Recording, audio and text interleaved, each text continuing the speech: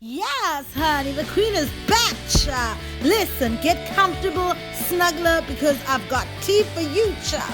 While you're at it, please subscribe and hit the bell, like and comment, and remember, honey, let's sip this tea. Hey guys, welcome back to my channel, y'all. Listen, honey, today I'm giving you Miss Hopi, honey. Today I'm a teacher and I'd like to give you a few lessons on things you might really need. Okay, honey? Listen.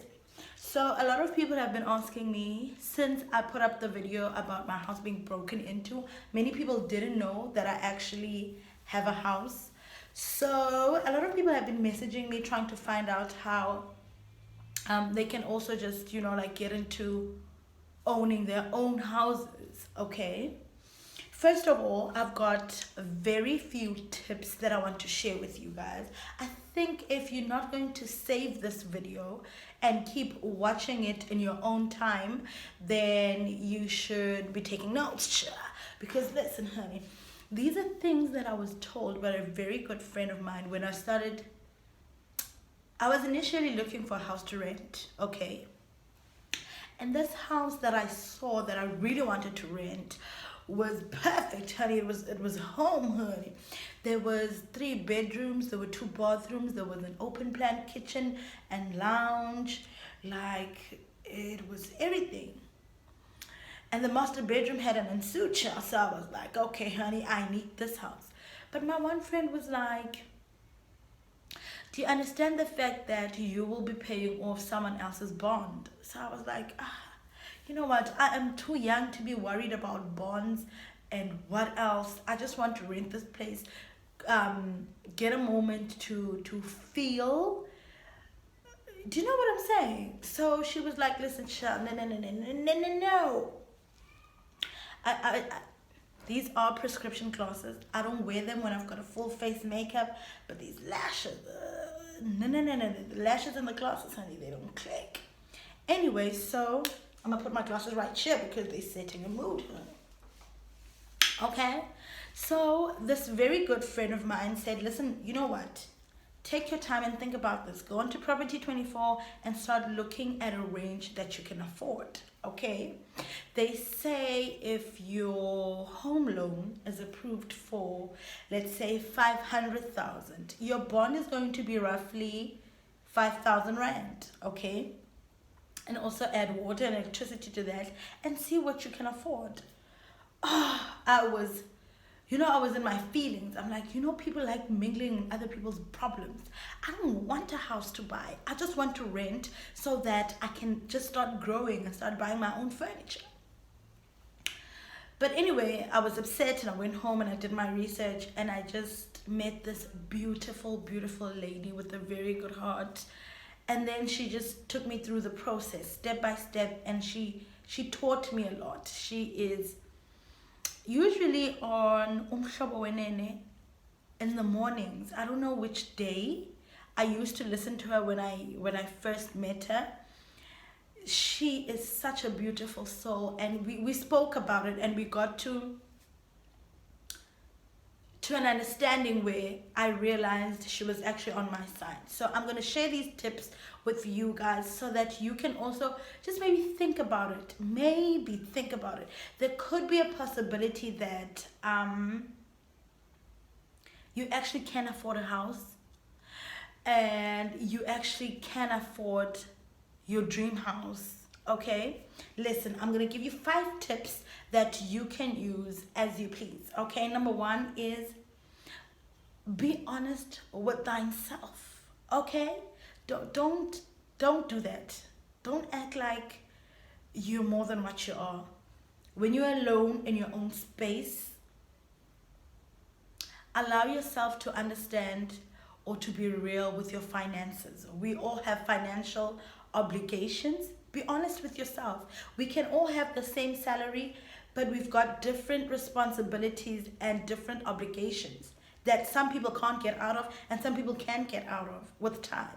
So if you can be honest with yourself and be like, okay, if I buy a house for 250,000 rand, I can afford it. Bond, water, electricity. I can afford it. That is the honesty I'm talking about. Not the honesty that, okay, if I'm a teacher, then I deserve to be buying an X amount of house. Don't do that. Be honest with yourself. Yes, I'm a teacher. Yes, I make this amount every month, but my responsibilities and my obligations don't allow me to live in a suburb where it is middle class. Okay? Then, two, another important aspect of buying a house is looking at the potential of growth. Do not buy a house that has no potential to grow. What do I mean by that? I mean, look at the environment, the area where the house is situated. If you renovate this house, will it push the price of the house up? Because there are areas where even if you renovate your house, you can't, it will be almost impossible for you to sell it for X amount. You understand what I'm saying? So, yeah, look at the potential of growth. Look at the yard. How big is this plot that you're buying, or the space? Will you be able to do the things that you think in your head you deserve to have in order to live comfortably? You understand what I'm saying? Like, some people buy houses and they're already full in the yard and it's someone else's dream. Most people are happy with that, but will the value of the house be pushed very high in a short amount of time? For instance, if you buy a house that is full in a yard and it's already, like there's no space for anything. You buy this house, it's beautiful, it's perfect, and you buy it, for instance, let's say 700,000. Will you be able to push up that value in 2 years' time, 3 years, or maybe 4? Those are things you look at. You look at, if I buy this house and I fix it and I make it what I want it to be, I will be able to maybe double or maybe close to tripling the value that I'm buying it for now in like 3 or 4 years. You see, we look at those things. Potential is very important. Don't buy a house that will not allow you to grow its value or to grow as a person. Yes, you'll move into the house. You will put your furniture where it's supposed to be. But the value of the house, what can you do with it? You understand what I'm saying? And then number 3, take your time. This is something I have struggled with in my entire life. I am very, oh God, like I am a very impatient person. I'm not patient with anything. So my good friend told me that you know what?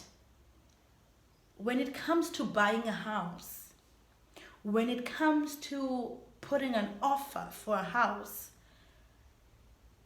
that is something you do on your own. What does she mean? She means I can't ask her for advice. I can't talk to so and so for advice. This is something I have to go through as an individual. If I put this offer, if I decide to put an offer for a house, will I be able to afford it? So those are the things that you do. You take your time with it. She even told me, listen, you know what? Let's say this house that you want. This is the first house I ever wanted. I viewed a lot of houses, but they weren't what I wanted. So I actually was like, not this one, not this one. But when I saw this house, I was like, this is what I want for myself. So I phoned her and I was like, you know what? I found the exact house. And she was like, no, I understand you're excited about it. Go home, sleep on it, and think about it. Maybe, just maybe, you'll change your mind. Anyway, I thought for like 2 days and I was like, you know what? I'm anxious someone is going to steal my house. That's when you know it's your house. Don't let anyone talk you into buying a house that you don't want. When you've seen the house you want, you will know it. It will tick all your boxes. You understand what I'm saying? And it will also give you a platform to vision and see the future. I hope you understand that. Number 4, very important, honey. It would not be advice from the Queen Chunky if you don't negotiate, child. Negotiate. Do not take the asking price. When you're buying a house, there's 2 vocabularies. asking price, offer. So this is the price the seller is putting up on the market. For instance, let's say I put up this house for 500,000 rand on the market. You do have the freedom or the platform to just put in 450,000 as an offer. It doesn't mean they're going to accept it. It doesn't mean they're going to reject it. It just means this is the offer you're willing to put for the house. Negotiate. How much is the seller willing to negotiate with? For instance, if the house is 500,000, is the seller willing to go down to 480,000? You see, those are the things you do before you just jump into signing an offer that is the asking price. Okay? And then number 5 is ask as many questions as you need. Ask questions. Agents are very helpful. Sometimes not so truthful, because I got into a big mess with mine, honey. But anyway, you ask questions. These kind of questions are the questions that are going to be able to answer you so that you understand what the process is, especially if it's your first house. You understand? For instance, let's say you want to buy this house and this house is 700,000. When you walk into the house, the cupboards are broken. The showers, the drain is blocked.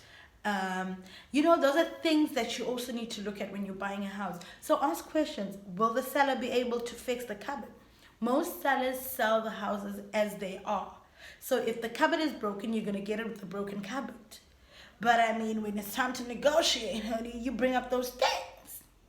If you go into the bathroom, instead of having a separate shower, they've got a tub within a shower. That is another box to tick. So when it's time for putting an offer, there is dead silence. Even the agent gives you time to do your thing. So do not trick yourself into paying more than what you should, and also try and get value for your money, because 20 years is a very long time for a butcher. Okay, anyway, so I've got a final tip for you guys before I go.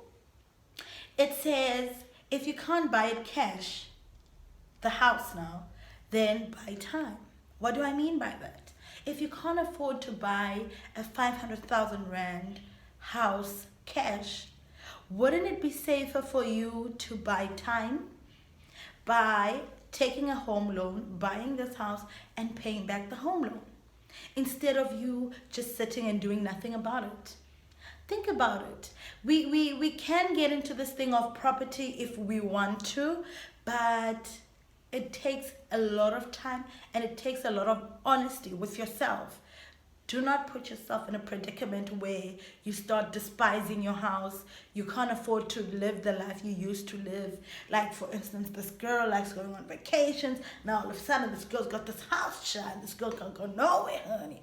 That is not the kind of life we want. We want you to be able to continue living a life that you can afford without breaking your bank. I hope this helped you. Anyway, guys, thank you guys so much for tuning in. Thank you for watching. Do let me know in the comment section, do you like this Miss Holby edition of me, or should I maybe stick to story time and celebrity gossip and makeup tutorials? I don't know. Do let me know, because I think we need to teach each other a thing or two. Mwah! The Queen loves you. Mwah! Stay safe. Have a blessed week ahead. Bye.